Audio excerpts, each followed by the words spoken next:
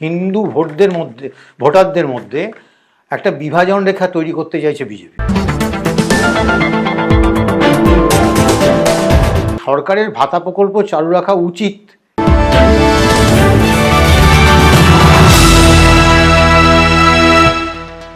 TMC লক্ষ্মীর ভান্ডার ভাতা বেড়ে হলো 1500, বিজেপি তাকে ডবল করে বলছে 3000। কোথায় শেষ হবে এই ভাতার রেস? কিন্তু 3000 টাকা দিয়েও কি মহিলাদের ভোট কিনতে পারবে বিজেপি? কিন্তু সমীক্ষা বলছে মমতার মহিলারা মমতাকে বেশি বিশ্বাস করে বিজেপির 3000-এর থেকে। কে জিতবে, হিন্দুত্ব না ভাতা? কে জিতবে, মমতার মায়াজাল না শুভেন্দুর ঈশ্বর ভক্তি? ভাতা ও ভোটের বিশ্লেষণ এত সহজ নয়। ট্রু নিউজ বাংলা কথা বলেছে প্রাক্তন ও নিরপেক্ষ সাংবাদিক দীপেন্দু চৌধুরীর সাথে। প্রশ্ন একটাই, বাংলার মহিলাদের মনে কি আছে?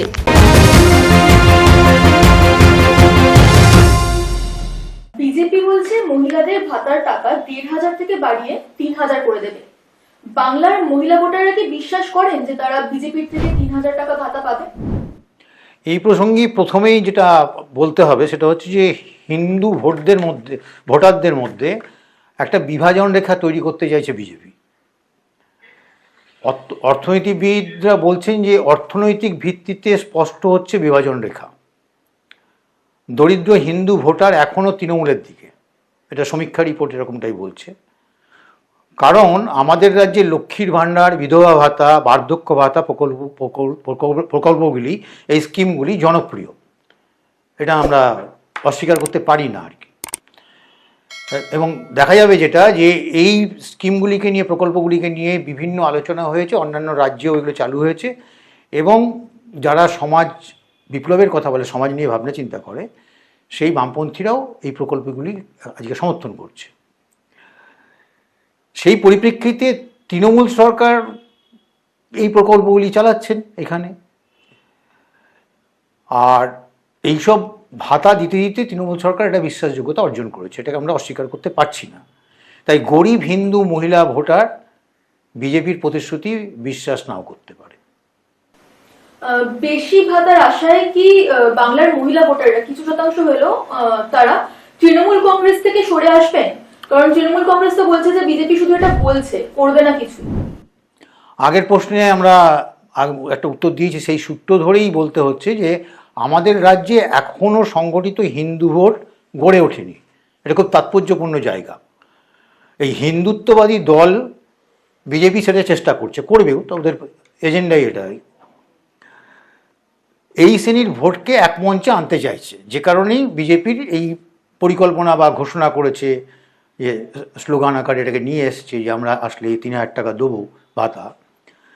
তো এই শ্রেণীর ভোটকে তারা এক মঞ্চে আনতে চাইছে। পশ্চিমবঙ্গে অপেক্ষাকৃত সচ্ছল হিন্দু ভোটার বিজেপির দিকে এসেছে, এটাকেও আমরা অস্বীকার করতে পারছি না প্রক্রিয়াগতভাবে।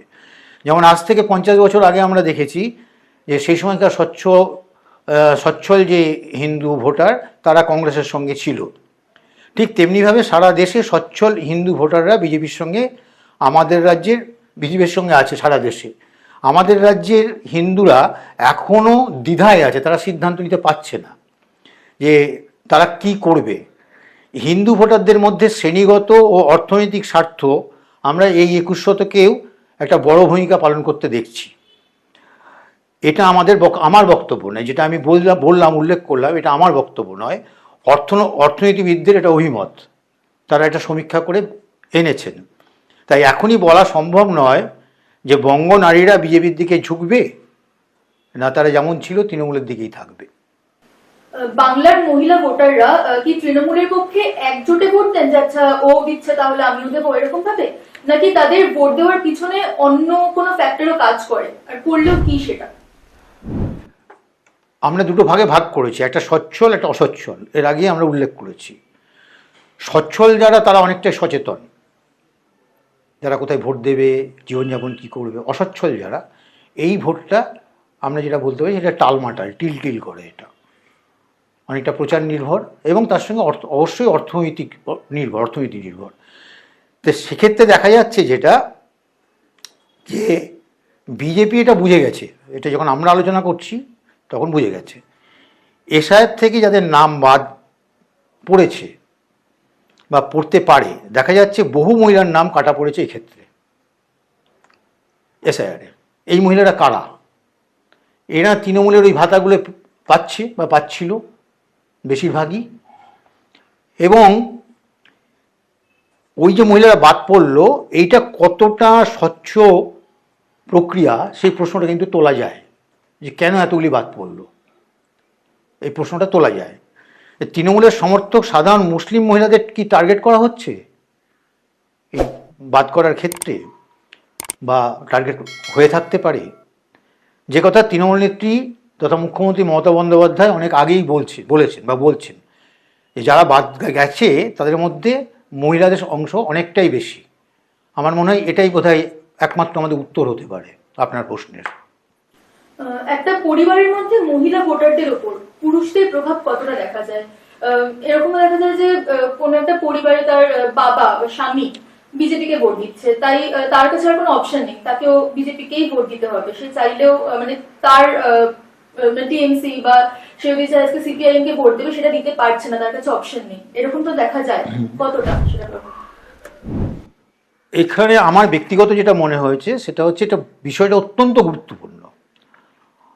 আপনাদের কাছে উল্লেখ করছি যে এই যে জনকল্যাণ প্রকল্পগুলি আমরা বললাম, সেখানে দেখা যাচ্ছে যে একই পরিবারে 6 জন মহিলা লক্ষ্মীর ভাণ্ডার সহ বিভিন্ন প্রকল্পে টাকা পাচ্ছেন। তাই 6 জন বা 7 জন যদি টাকা পায় একটা পরিবারে, তাহলে প্রায় 10,000, 10,500, 11,000 টাকা তাদের মতো আসছে। এরকম এক্ষেত্রে এরা পুরুষদেরকে প্রভাবিত করতেই পারে, বিশেষত যে পুরুষদের রোজগারটা যথেষ্ট স্বনির্ভর নয়, পরিবারকে সাহায্য করতে পারে না, তাদের রোজগারটা, তাদের যে ইনকাম, সেই ইনকামটা একটা সীমাবদ্ধতার জায়গায় থাকে এই সব পরিবারগুলিতে। এবং দেখা যাবে যে সব পরিবারগুলি অনেকটা বেশি। এবং আর একটা কারণ থেকে যায়, একটু খোঁজ নিলেই দেখা যাবে যে ভোট রাজনীতির ক্ষেত্রে একটা ছোট পরিবার, ধরুন 8-10টা পরিবার মিলে একটা গোষ্ঠী, যার বাবা, কাকা, দাদা, বোন, ছেলের বউ, ভাইয়ের বউ ইত্যাদি ইত্যাদি, এই পরিবারগুলোকে কিন্তু রাজনৈতিক দলগুলি টার্গেট করে, কারণ সেখানে কতগুলি ভোট রয়েছে এবং এরা খুব ভোটের সময় খুব সংগঠিত। এরা বিশেষত জনজাতিদের ক্ষেত্রে তো অবশ্যই, এবং আমরা যদি সংখ্যালঘুর ক্ষেত্রে দেখি তাহলে অবশ্যই সেই সব পরিবারগুলি তো প্রভাবিত করতেই পারে পুরুষকে।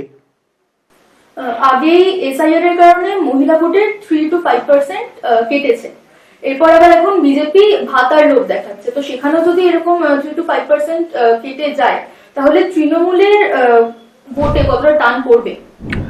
খুব পরিষ্কারভাবে বলা যায় যে আমি ব্যক্তিগত স্তরে খুব সম্প্রতি প্রতিষ্ঠিত 2-3 জন অর্থনীতিবিদ এবং সমাজবিজ্ঞানীর সঙ্গে কথা বলেছিলাম এই বিষয়টা নিয়ে। তারা বলছেন যে ভাতা দিয়ে একটা সমাজ চলতে পারে না, একটা সমাজ উন্নত হতে পারে না, এটা অস্থায়ী হতে পারে। এবং নোবেল পুরস্কার বিজয়ী বিনায়ক বন্দ্যোপাধ্যায় তিনিও বলেছেন এটা, যে এটা হতে পারে, এটা অস্থায়ী একটা হতে পারে, স্থায়ী বিষয় নয় এটা। সেক্ষেত্রে এই ব্যবস্থাটার বিকল্প যতদিন না করা হচ্ছে, এই ভাতার বিকল্প মানে কাজের স্বনির্ভরতা যতদিন না আনা হচ্ছে, ততদিন পর্যন্ত এটা সম্ভবই হবে না, এটা ধরে নেওয়া যায়। এটার উপর নির্ভর করে রয়েছেন তারা, তাই তাদের স্বাধীনতা নেই এখানটাতে। পাশাপাশি বলা যায় যে সরকারের ভাতা প্রকল্প চালু রাখা উচিত, এটাও তারা বলছেন একটা সময় পর্যন্ত। তবে বেশি দিন এই ব্যবস্থা চালু থাকলে সামাজিক উন্নয়ন ব্যাহত হবে।